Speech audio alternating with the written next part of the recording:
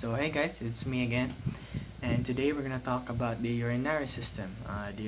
Urinary system is also known as the renal system. Produces, stores, and eliminates urine, which is the fluid waste excreted by the kidneys. The kidneys make urine by filtering waste and extra water from blood. So now I'm gonna trace the flow of plasma blood through the arteries, nephron, and veins. So starting from the arteries, starts from the renal artery to the segmental arteries into the interlobar arteries to the arcuate arteries to the cortical radiate arteries to the afferent arterioles, and this is where it starts.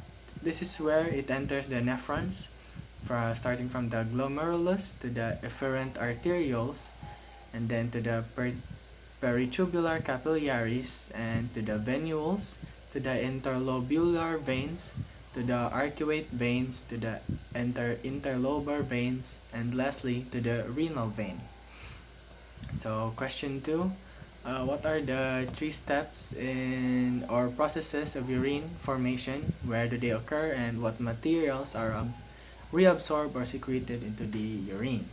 So there are 3 main steps of urine formation, which is the glomerular filtration, the reabsorption, and the secretion.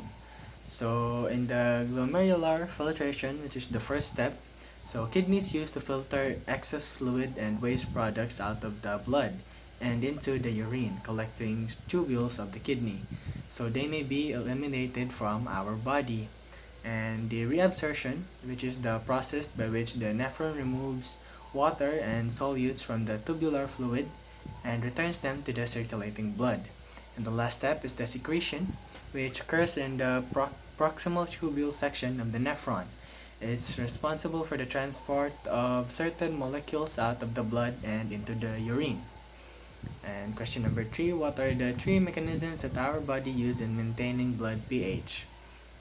So one is the chemical buffer, which has the bicarbonate buffer system, phosphate buffer system, and protein buffer system. And 2, we have the respiratory system, the nose, pharynx, larynx, trachea, bronchi, and lungs.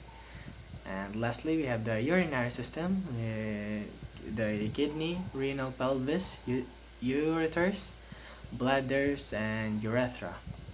And question number 4, what are the implications of acidosis, alkalosis? So the acidosis occurs when blood pH falls below 7.35. It can due to the increase of acid or decrease of base. Increased acid production within the body, consumption of substances that are metabolized to acids, decrease of acid excretion, increase of excretion of base, inadequate function of lungs, excessive production or ingestion of acids, renal failure, or decrease of bicarbonate. And alkalosis occurs when blood pH rises above 7.45. It can be due to decreased acid or increased base, like electrolyte disturbances caused by prolonged vomiting or severe dehydration, administration or consumption of base, hyperventilation, and the excess exhalation of CO2, increased ventilation, and excess loss of acid through GI tract or kidneys, and bicarbonate retention and ingestion of alkali. So that's it for today about the urinary system. Thanks for listening and watching. Thank you.